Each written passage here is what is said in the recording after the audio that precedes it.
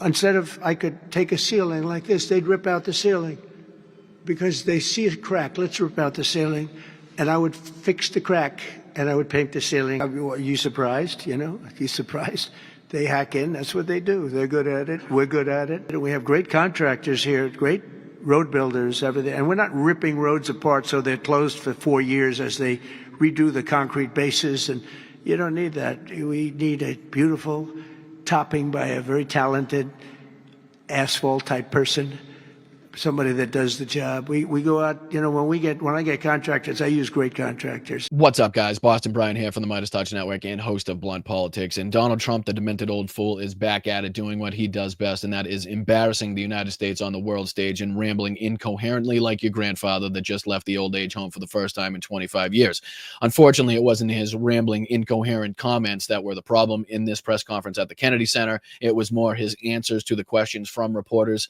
Donald Trump once again pulling out this pro-Putin, pro-Russian, anti-Ukraine sentiment that we've seen in the last few press conferences from Donald Trump, even going as far as to give Russia a pass for the recent reporting that we've seen, where they recently hacked into our federal systems once again. This paired up with the reporting that we've just seen drop from the Telegraph that reported that Donald Trump is willing to offer Vladimir Putin access to rare earth minerals and incentivize him. Not only that, but he's willing to lift sanctions on Russian companies by America, which is the ultimate act of appeasement of a dictator for its territorial expansion. It's a legal territorial expansion. In this next clip, you'll see Donald Trump is questioned by a reporter if he's going to bring this subject up with Vladimir Putin at the meeting and what he thinks about the recent reporting that, again, Russia has hacked into federal systems once again, this time pertaining to, I believe, federal court system documents.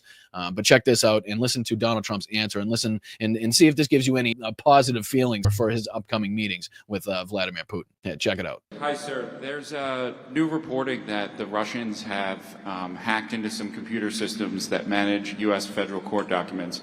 I wonder if you've seen this reporting and if you plan to bring it up with Putin when you see him later in the week. I guess I could. Are you surprised? You know, are you surprised? They hack in. That's what they do. They're good at it. We're good at it.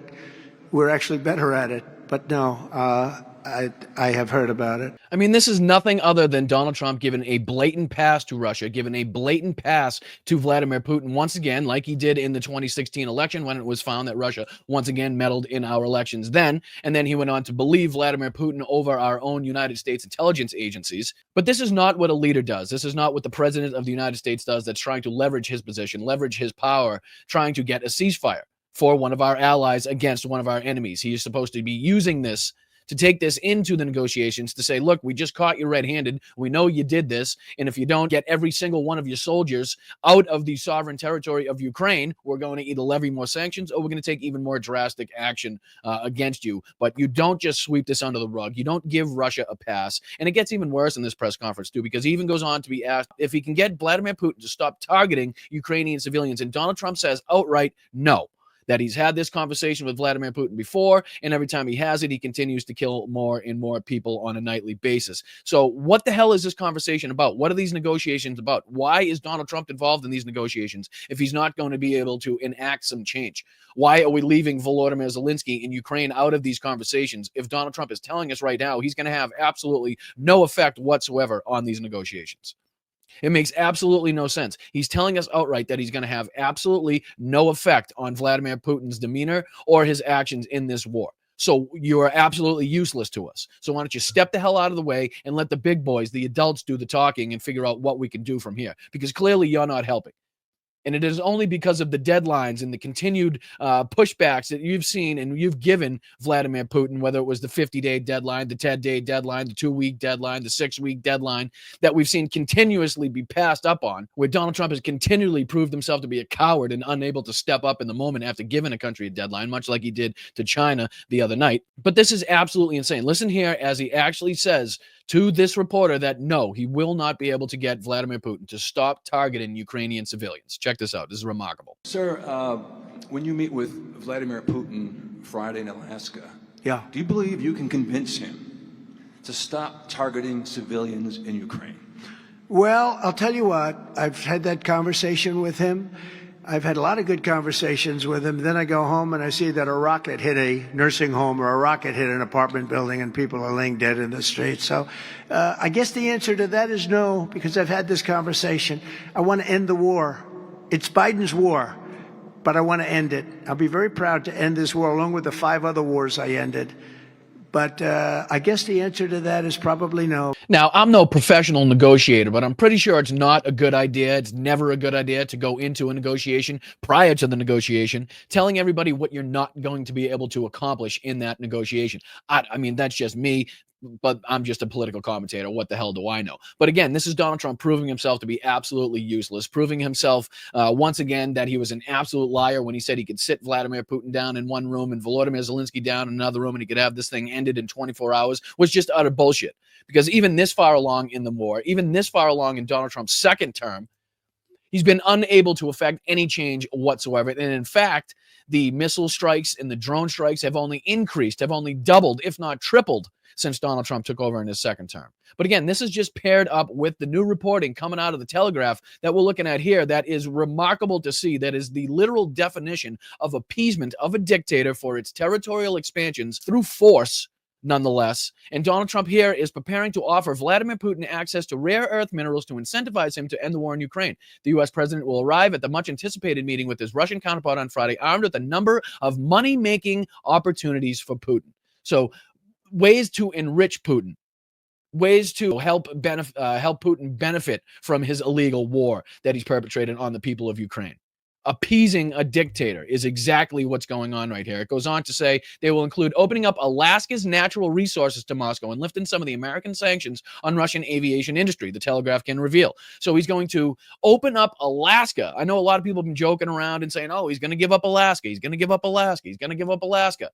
Well, it seems like they are right now. It seems like he's absolutely about to give up at least a piece of Alaska, or at least a piece of the profits made from Alaska, to Vladimir Putin, to Moscow, to again allow them to profit off of their territorial expansion through their illegal acts and murderous policies in Ukraine.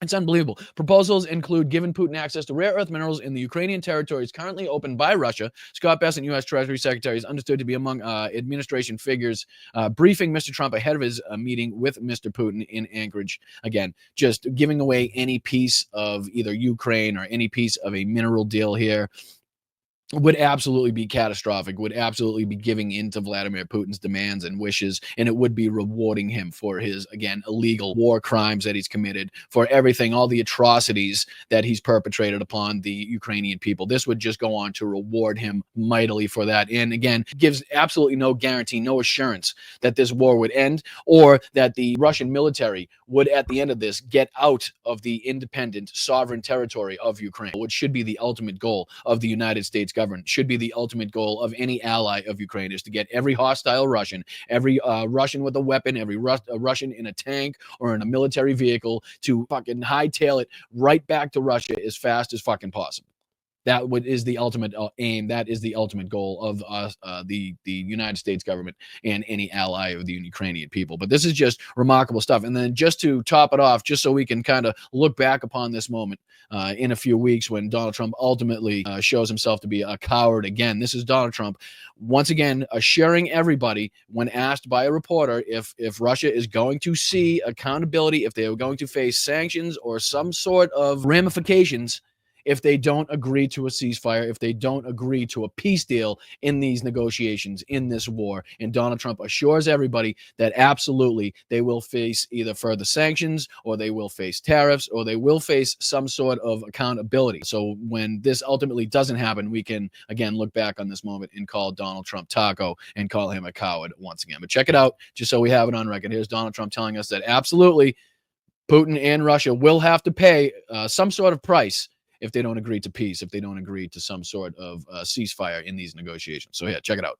Will Russia face any consequences if Vladimir Putin does not agree to stop the war after your meeting on Friday? Yes, they will.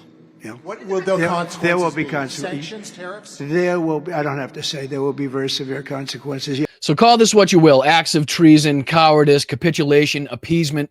But it is blatant. It is in your face. It is in broad daylight. And it is clear for us to see that Donald Trump is again trying to favor Vladimir Putin and Russia while again putting Ukraine down on the world stage just ahead of these negotiations, just ahead of the peace talks in Alaska. Also, Donald Trump ready to give up part of Alaska's natural resources as well as rare earth minerals, as well as lifting American sanctions on Russian aviation industries in exchange for a ceasefire. But if you like what you're hearing, if you like what you're seeing, please feel free to like this video, subscribe to the channel. We're on our way to 6 million subscribers here at Midas Touch, which is absolutely unbelievable and due solely to you guys and the passion that you guys have for defending democracy. I really do appreciate it. Get out of your seats, get into the streets, find your nearest protest, find your nearest rally, stay out there, stay aggressive, stay loud, be proud, but keep your head on a swivel. Make sure you're staying safe out there. You never know who's out there. But until next time, I'm Boston Brian. Continue to kick ass, guys. I appreciate you. Have a great day.